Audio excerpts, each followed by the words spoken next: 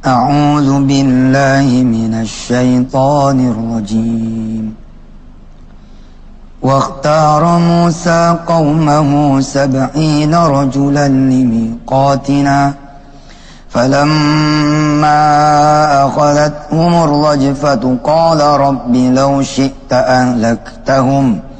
أهلكتهم من قبل وإياي أتهلكنا بما فعل السفهاء منا إن هي إلا فتنتك تضل بها من تشاء وتهدي من تشاء أنت ولينا فاغفر لنا وارحمنا وأنت خير الغافرين صدق الله العظيم.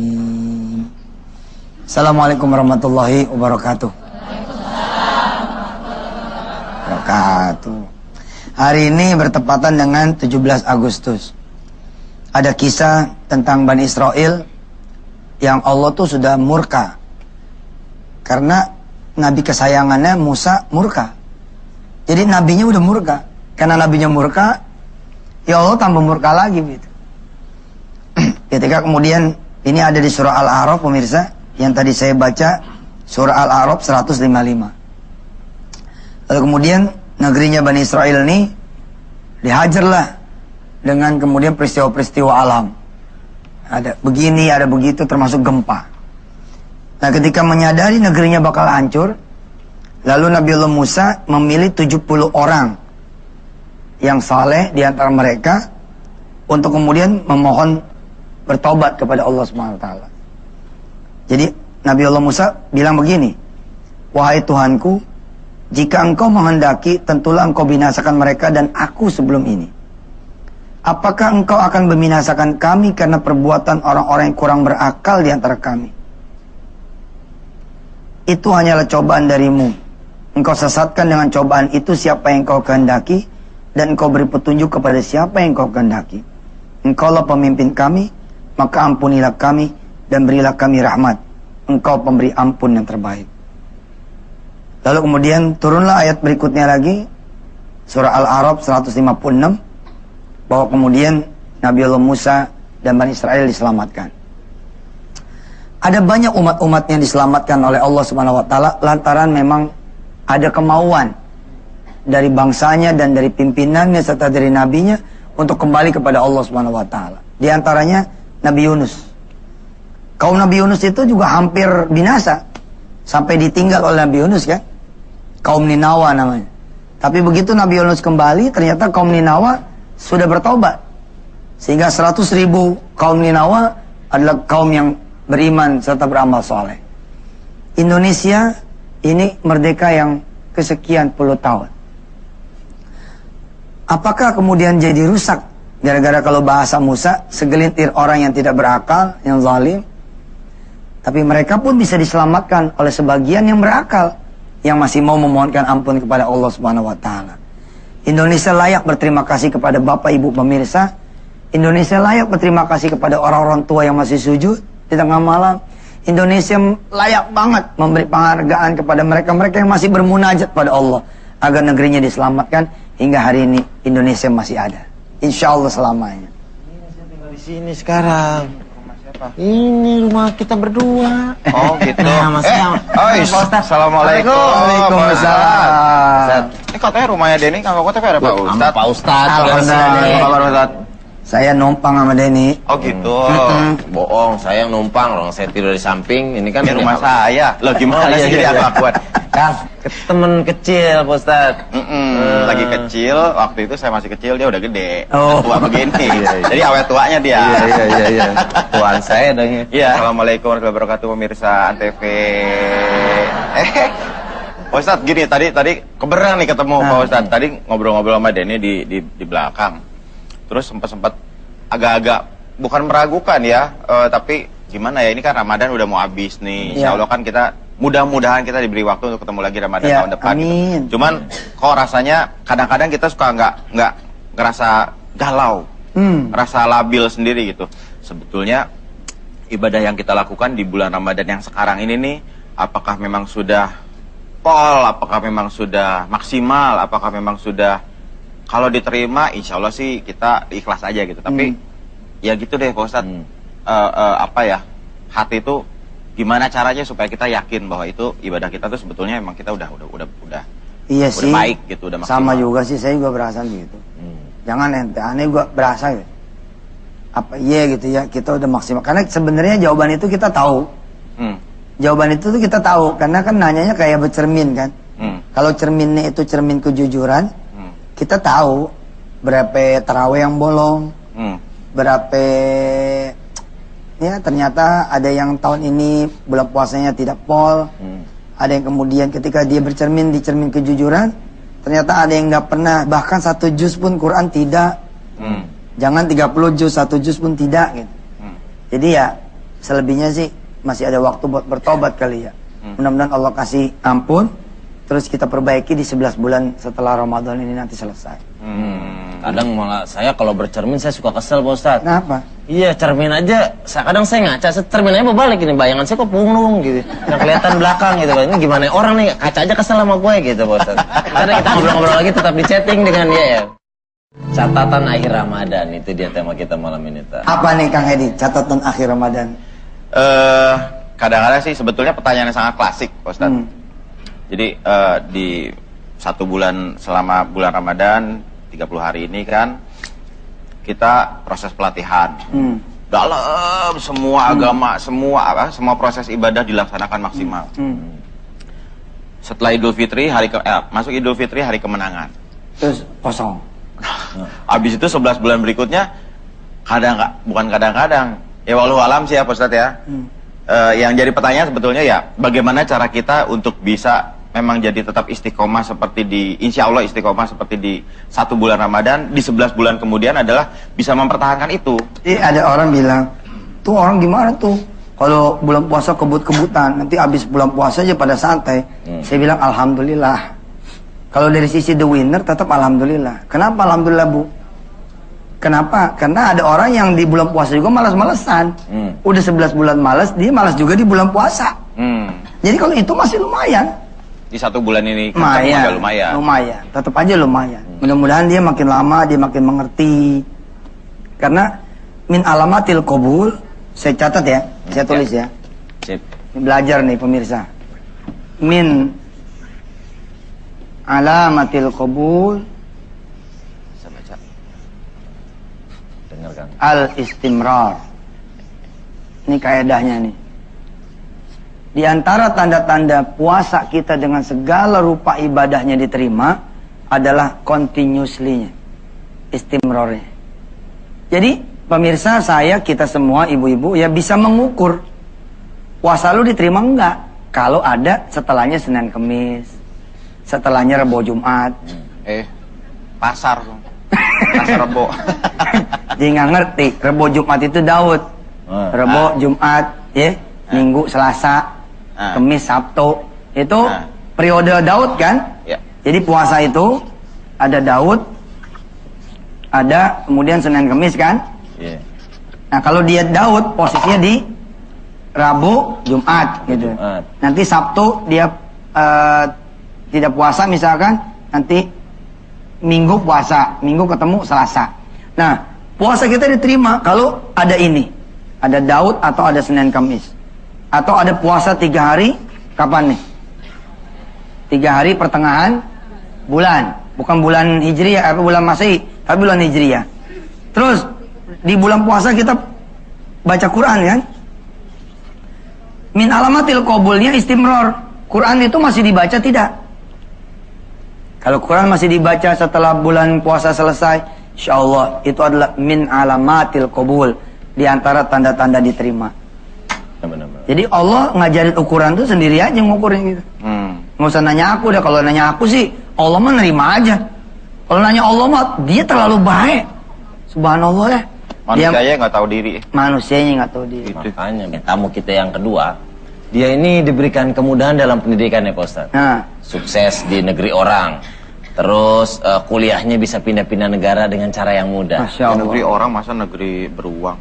Ya iya, saya nggak cocok dari dulu sama dia nih. Pak. Gini. Berantem mulu. nih. Nah, gue di tengah. Ah, yaudah deh.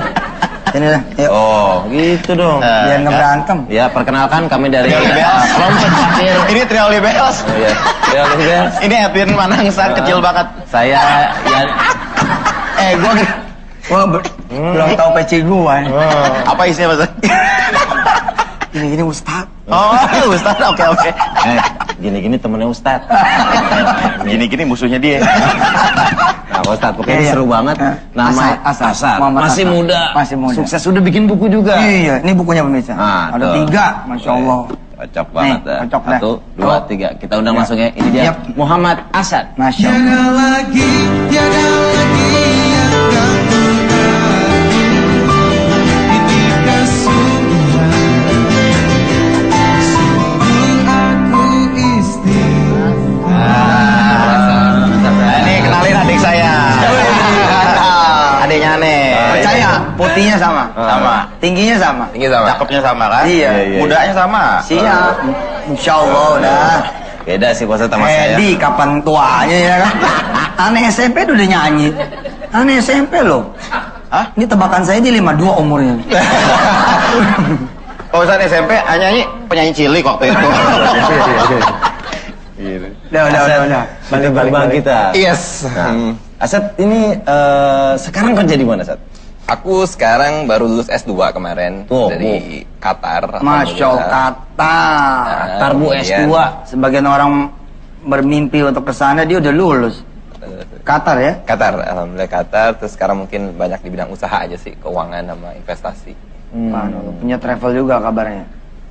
Iya, ada partner dengan teman. Subhanallah. Not from Terus Qatar. from Qatar ya. Jadi selama di Qatar waktu itu awal pertengahan 2009 ya Ustadz, Ya. Ustadz juga tahu aku alhamdulillah dapat beasiswa dari Emir Qatar, dari Raja Qatar untuk ambil program Islamic Finance, keuangan syariah. Kemudian aku sampai tahun 2009, waktu itu lagi bulan puasa banget tuh, itu tenggorokan kering 50 derajat tuh, dan sendirian sebetulnya. Waktu itu nggak ada temen, nggak tahu mau kemana gitu ibaratnya, hidup sendiri. Tapi ya kemudian mungkin memang akan ada hikmahnya gitu ya dari setiap kejadian. Akhirnya karena kehidupan di sana cuma kampus apartemen, nggak ada kegiatan lain. Akhirnya ya salah satunya ngeblog tadinya. Aku buat blog setelah 1 tahun, akhirnya banyak pembaca yang seneng gitu. Jadi buku ya? Jadi buku deh. Gitu. Jadi buku. Itu ada ceritanya. Jadi ada seorang ibu datang sama anaknya.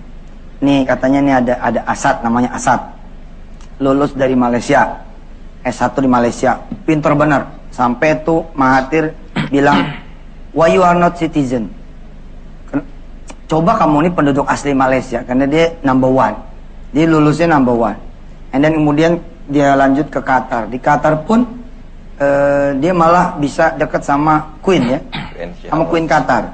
Siapa namanya? Sheikh Hamoza. Sheikh Moza. Sheikh Hamoza. Sheikh Hamoza. Saya Hamoja. Kita tahan dulu Pak Ustadz. Siap. Karena banyak kisah menarik yang berhubungan dengan ceritanya Asad. Jangan kemana-mana, tetap di chatting dengan YM. Kita lanjut yang tadi, saya penasaran tuh Pak Ustadz. Ya, Ibu-ibu. saya kalau ketemu Asad, kayaknya saya udah tua gitu.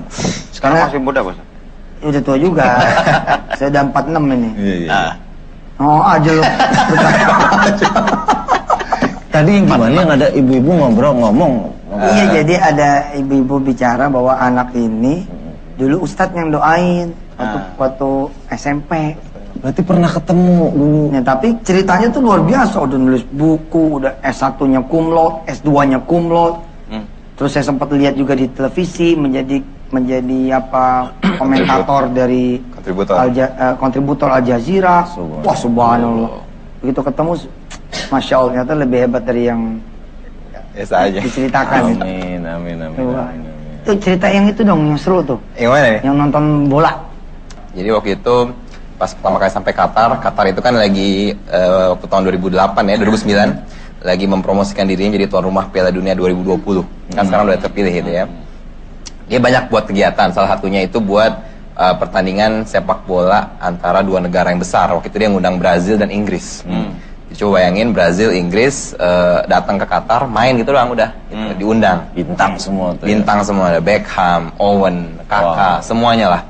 Ya udah, waktu itu aku punya niat sih, pengen banget nih nonton nih, harus nonton gua. Terus waktu mau nonton, mau beli tiketnya, emang pengen beli tiket yang VIP, yang harganya mahal lah gitu, sekitar 2,5 juta Pak Ustadz. Kemudian alhamdulillah tiketnya habis gitu. Tiketnya habis, akhirnya nggak dapet. Tapi nggak tahu kenapa, yakin aja positive thinking, insya Allah ini pasti dapet nih. Nggak tahu gimana caranya lah ya. Aku juga belajar dari Ustadz Yusuf kan ya, sering diajarin caranya satu dengan cara sedekah gitu. Kemudian ya udah aku coba sedekah dengan 10%. Kita diajarin 10%. Jadi kalau harga tiketnya sekitar 500 atau 600 real, aku sedekah keluarin 50 real. 50 real. Waktu itu duitku tinggal 53 real. Biasa anak kosan dulu ya. Jadi saya 3 real. Jadi sebenarnya bukan cuma tiket yang habis, duitnya juga nggak cukup. Iya, bener. Beli 500 duitnya tinggal 53 real ya. Gimana? Terus. Sedekah 50 tinggal 3 real. Tinggal 3 real. Terus 3 real beli kebab lagi. 3 real beli kebab Habis. habis udah tidur. Terus ya udah tetap usaha gitu kan, nggak mungkin kita sedekah terus tidur kan, nggak mungkin gitu. Ya udah, usaha gue yang pertama itu aku coba SMS teman-teman Qatari, anak-anak ya keluarga raja gitu ya, yang Qatari pura-pura nanya aja gitu. Aku pengen nonton ini nih, pertandingan bola nih, kira-kira beli di mana ya gitu. Tujuannya sih semoga ada yang bilang gitu. Gue ada lebih nih. Kalau kata orang modus, peres. Modus. Iya, tapi nggak ada yang kayak gitu gitu. Nggak ada yang kayak gitu. Kemudian ya udahlah, kan usaha pertama gagal. Usaha yang kedua kita tiba-tiba aja ada akun Twitter gitu ya, nge-follow Twitter aku, namanya Qatar 2022 Bit gitu ya, nge-follow akunku Muhammad Asad. Kemudian ya udah dia nge-tweet, aku follow balik lah, siapa tahu aku pikir bermanfaat. Dia nge-tweet, kenapa Qatar layak menjadi tuan rumah Piala Dunia 2022? Pertanyaannya kayak gitu. Satu orang pemenang, dia bilang, akan mendapatkan tiket nonton gratis Brazil dan Inggris. Cuma satu loh itu. Tapi followernya udah 1000-an lah gitu. Kemudian ya udah aku pikir nggak ada salahnya mencoba nih. Aku langsung jawab spontan. Tapi memang aku tahu nih karakteristiknya kerajaan itu kan dia sangat menghormati raja gitu ya. Jadi aku jawabnya juga yang agak menyinggung-nyinggung sedikit raja gitu. Jadi aku bilang komitmen dari seluruh rakyat dan komitmen raja. Aku sebut His Highness dalam membangun negara ini. Kurang lebih seperti itu. Dan memang mereka sangat komit gitu ya. Terus ya udah. Akhirnya, pertandingan hari Sabtu. Hari Sabtu itu mentionnya aku balasnya hari Selasa. Terus ya udah pas Jumat siang itu ada mention masuk ke aku, Ustadz. Dia bilang, congratulations, you won the quiz. Kurang lebih, and you get the tiket gitu. Tolong ketemu, misalkan pertandingan malam, siangnya ketemu di fan zone. Pas aku kesana ke fanzone, nuker sama panitia, aku verifikasi data segala macem. Ternyata alhamdulillah aku dapat tiket VIP. Seharga 2 juta itu, 2,5 juta. Bayangin deh. Nah ini pelajaran pemirsa, hikmahnya ya. Beliau cuman memuji raja kecil loh, namanya Emir Qatar. Tetap aja raja kecil, tuh raja dunia cuman. Dan itu pun cuma seoplok, negaranya kecil. Bagaimana kalau kita memuji rajanya dunia ini? yakni Allah Subhanahu wa taala. Bakalan di-mention sama malaikat. Jibril yang mention. Kalau dia ini Israel yang mention. Jadi itu langsung ditutupin sangkakala. Iya. Kisahnya tuh sedekah tuh pas jalannya kebuka. Sedekah ya. Terus ya udah aku tulis di situ, aku share banyak. Ada tuh di sini ya kisahnya. Ada ya di situ. Oh, ceritanya ada di buku ini. Jadi tapi benar tuh Mas Edi. Jadi ini juga semacam catatan akhir Ramadan saya ya. Bahwa kita ini memang kurang memuji Allah. Ketika seseorang tidak hamil atau belum hamil, dia tuh lebih fokus kepada siapa? Dia lebih fokus kepada dirinya sendiri. Dia tidak memuji Allah. Harusnya bagaimana? Makasih ya Allah, udah 7 tahun nih menikah. Subhanallah, nggak ada ributnya, nggak ada macam-macamnya. Rumah juga ada. Puji terus. Judul mintanya di ujung aja. Lebih indah lagi ya Allah kalau engkau memberikanku anak. Nah sih gitu. Tapi kita ini enggak. Kita ini kalau doa tuh begini. Nggak mau tahu deh nih, udah 7 tahun nih. Gimana caranya nih punya anak nih. Nggak ada puji-pujian nih. Harusnya muji dulu gitu loh. Ini pelajaran berharga dari Asad Subhanahu. Sip.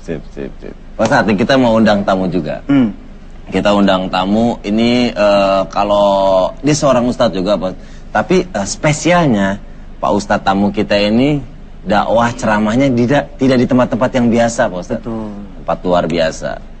Pasti banyak ceritanya, kita undang. Ini dia Bapak Hairan dan Mbak Ani. Taqabbalallahu minna wa minkum mana wasiyamakum taqabbalallahu minna wa minkum, terimalah puasa kami. Alhamdulillah. Ustaz. Ini dia. Ustaz, salam. Silakan. Pak Khairan sehat Pak. Amin. Silakan Pak Khairan. Alhamdulillah. Ustaz, ini Pak Khairan. Beda, subhanallah ya. Subhanallah. Kelihatan orangnya sabar. Tadi spesial di tempat-tempat spesial maksudnya gimana? Nah, kita tanya langsung. Tanya Pak langsung Khairan. aja sama Bisa Pak Khairan. diceritain nggak di tempat Sedikit yang- aja dulu. Ah, iya. Ya, kami ada di tengah-tengah lokalisasi. Jadi kami sejak SD udah di tengah-tengahnya. Saat itu ada sekitar 3.000 PSK. Jadi kita buka pintu itu sudah kelihatan. Di dalam lingkungan. Di lingkungan. Lokalisasi. Kalau buka pintu aja udah. Sudah kelihatan. Dia jogging, dia main. Tapi tetap jadi ustadz ya. Alhamdulillah. Ya, artinya karena saat itu orang tua tamat SD, kami langsung dibawa nyantri ke Jombang. Oh, diasingkan. Ya, diasingkan ya, tanda kutip diasingkan. Selama 10 tahun di Tebu Ireng. di Tebu Jombang. Ireng. Ya, pulang kampung, ternyata selama 10 tahun kita bertemu orang-orang baik-baik, para kiai, para ustadz. Pulang kampung ternyata berbalik. Ketemu lagi sama yang waktu kecil dulu ya. Iya, hitam-hitam dan kelabu-kelabu itu ya. Nah, Pak Ustadz, dakwah di tempat lokalisasi, tantangannya apa Pak Ustadz? Ya, tantangan yang pertama adalah dari intern dulu, istri. Cemburu dan cemburu, Pak ya. Iya. Iya, cemburu, iya. Karena bagaimana juga cintanya kami pada istri. Istri lihat kami berdekatan dengan mereka. Dia langsung 3 hari nggak dikasih saya. Oh. Nah, Pak Ustadz, itu tadi tantangannya. Tantangannya. Mbak Ani. Nah, kita tanya ntar Mbak Ani ini siapa? Siap. Terus itu kan tadi baru tantangannya. Terus pendekatannya bagaimana bisa masuk ke wilayah itu? Jangan kemana, tetap bareng kita di chatting dengan YM. Oke, balik lagi di chatting dengan YM. Pak Khairan. Iya. Pendekatannya apa? Dakwah di lokalisasi. Ya. Pendekatannya adalah dengan hati. Dengan hati. Dan kita dengan hikmah. Artinya bahwa dakwah kan mengajak.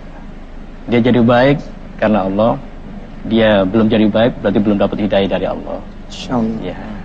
Jadi dengan demikian apapun mereka mengatakan kepada kami awal-awalnya, untuk apa Anda ceramah, sekarang Anda ceramai, nanti malam dia sudah itu lagi gitu.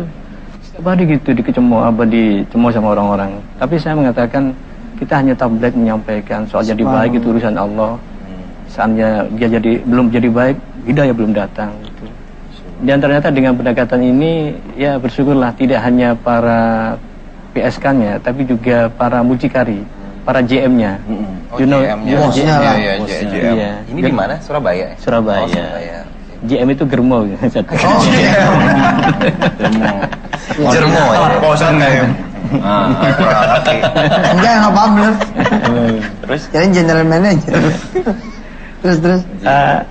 Kemudian kami pelajari bahwa di sebuah lokalisasi itu rupanya yang punya peranan di antara WTS-nya sendiri, kemudian JM-nya, kemudian yang ketiga masyarakat sekitarnya, dan yang keempat adalah tokoh masyarakat sekitarnya. Akhirnya dealnya kita adakan sebuah sentuhan rohani namanya santapan rohani. Ternyata 2 tahun terkondisi kita alihkan ke Balai RW dan itu berlangsung setiap hari Jumat mulai jam 4 sampai jam 5 sore, jam 4 sampai jam setengah 6 sore. Dan kita adakan ternyata gaungnya luar biasa. Artinya meskipun cemoan juga banyak, gaungnya juga makin banyak. Oke. Pak Ustadz, tadi Pak Ustadz datang ke sini sama Mbak Ani. Iya, Bisa Mbak Ani. diceritain sedikit Mbak Ani ini siapa Pak Ustadz? Ya, saya mantan PSK Bangunsari. Saya bermotivasi untuk keluar, punya keinginan untuk keluar itu karena saya merasa jalan yang saya jalani selama ini tidak benar. Setelah saya dapat bimbingan dari Bapak Haji Khairon, saya sering ke pondok pesantrennya Roidul Khair. Alhamdulillah hati saya semakin terbuka dan sudah 2 tahun ini saya menjalani kehidupan saya dengan senang. Saya berjualan walaupun berdekatan dengan mantan teman-teman saya PSK, saya tidak pernah punya keinginan untuk kembali lagi. Subhanallah. Dulu awalnya nolak nggak Mbak? Datang Ustadz Khairan ini awalnya nolak nggak? Saya tidak pernah menolak, Pak. Jadi- Karena saya tahu jalan saya salah. Ustadz, Iya. Jadi rata-rata tuh sebenarnya orang ketika dikasih tahu tuh nggak nolak ya. Ya, tapi hatinya ada yang welcome, ada yang nolak. Artinya bertentangan. Tetapi akhirnya kami menemukan suasana bahwa mereka itu hanya terjebak antara kesenangan dan uang dan kesenangan. Dan seolah-olah dia tidak bisa keluar dari tempat itu. Lah kitalah yang membedah wacana itu, bahwa yang membuat kaya, bikin orang bahagia, bukan uang dan bukan kesenangan, bukan seks semata, tapi Allah. Jadi ya, kita mengarahkan ke sana. Ya ada satu saja yang bisa keluar, itu udah luar biasa.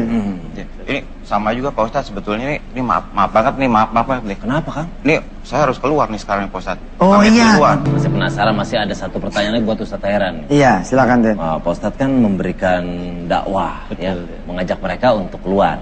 Betul. Nah selain dakwah ada nggak pembekalan yang Pak Ustadz berikan? Jadi mereka mungkin kan biar tetap bisa bertahan hidup setelah keluar dari kegiatan yang dulu, gimana Pak Ustadz? Ya Mas Dagor, alhamdulillah di samping ada pengajian itu sentuhan rohani. Yang menarik untuk 1 tahun terakhir ini bahwa pemerintah Provinsi Jawa Timur punya upaya untuk penutupan lokalisasi secara elegan dan bertahap. Di mana satu PSK yang mau pulang kemudian verifikasi maka dikasih uang modal 3 juta. Wow. Iya. Sebagai dana stimulan. Ya. Dan itu sudah berjalan 1 tahun terakhir ini. Jadi kami merasa lebih ringan gitu untuk untuk dakwah ini, Ustaz. Wah, luar biasa nih Pemprov Jawa Timur. Ya Allah ya. Asyad, Yes. sekarang sibuk apa Asyad? Aku baru bulan lalu lulus S2, alhamdulillah. Dari Qatar Dari itu ya? Qatar, Islamic Finance, keuangan Terus mau syariah. terus S3 Anda? Mau tapi nanti dulu lah. Istirahat dulu. Istirahat dulu. Kalau sekarang sih mungkin lebih banyak di bidang usaha sih ya, keuangan dan investasi juga. Aku juga lagi ngembangin yang Notes from Qatar dengan nama NFQ Group gitu. Jadi memang itu nanti kita membuat program-program yang berhubungan dengan anak muda gitu. Tapi setiap program itu kita akan buat yang edukatif lah. Kita udah ada NFQ Trip, NFQ Umroh kemarin. Nanti kita buat NFQ Outbound, NFQ Seminar, pokoknya semua dari grup itu nanti fokusnya untuk membangun pemuda-pemuda Indonesia gitu dengan style pemuda gitu ya yang suka senang-senang tapi kita masukin apa sisi edukatifnya sih seperti itu.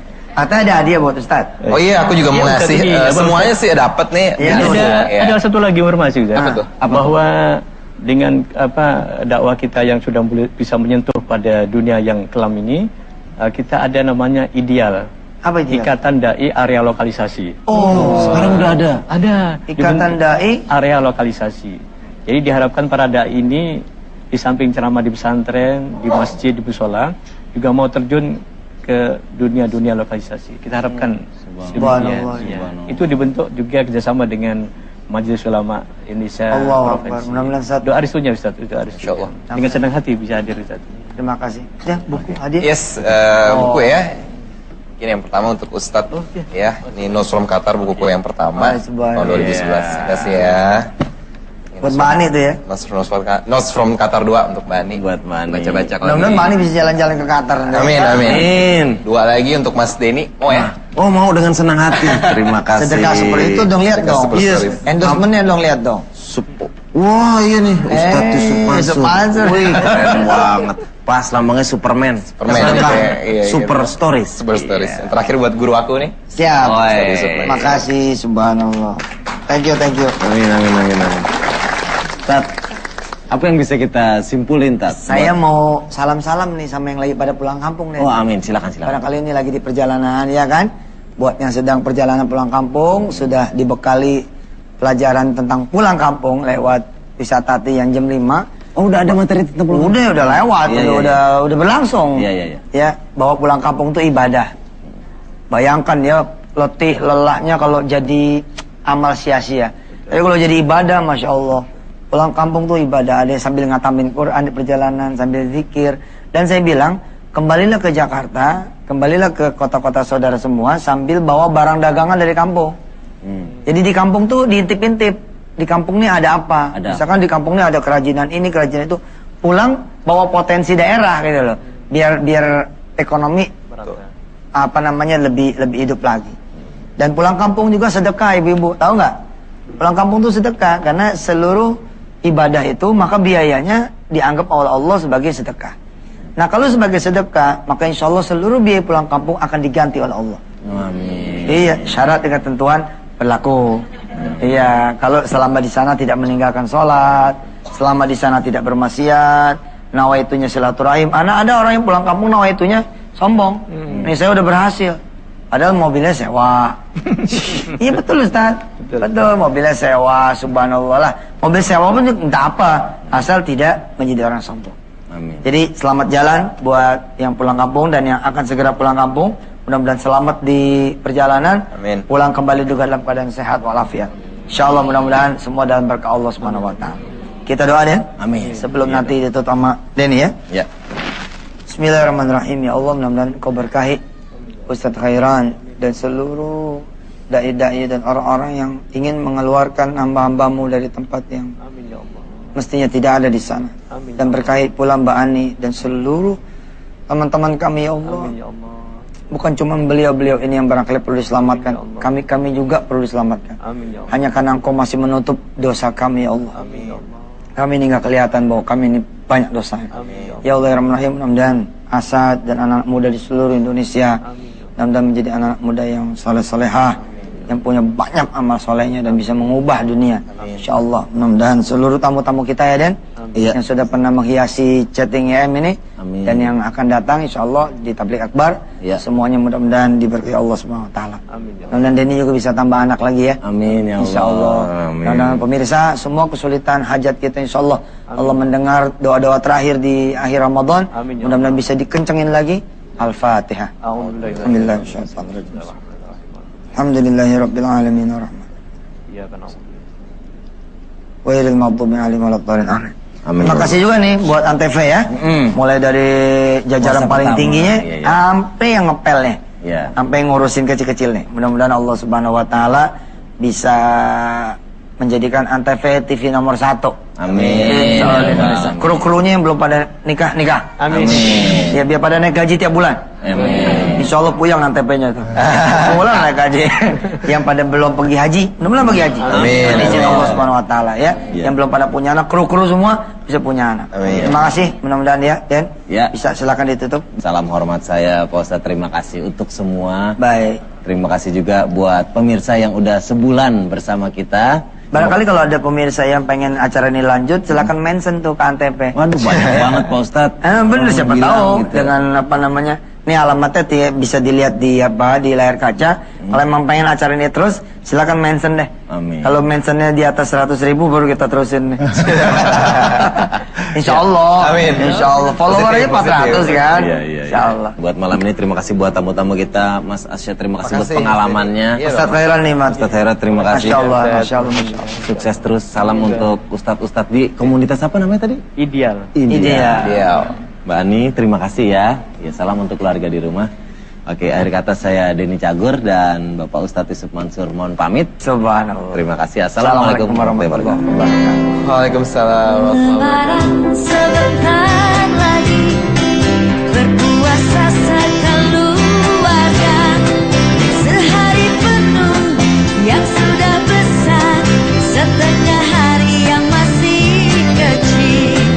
Alangkah asyik pergi ke masjid, salat tarawih bersama-sama. Lebaran sebentar lagi, berpuasa dengan gembira, menahan lapar, menahan nafsu, melatih diri sedari kecil, membaca Quran, salat tarawih, melatih iman sedari kecil. Kami keluarga besar Chatting dengan YM mengucapkan Minal aidin wal faizin. Mohon maaf lahir dan batin. Take two. Nggak perlu. Cukup. Halo cukup. Maaf ya. Udah lebaran. Maaf. Pulang kampung. Pulang kampung.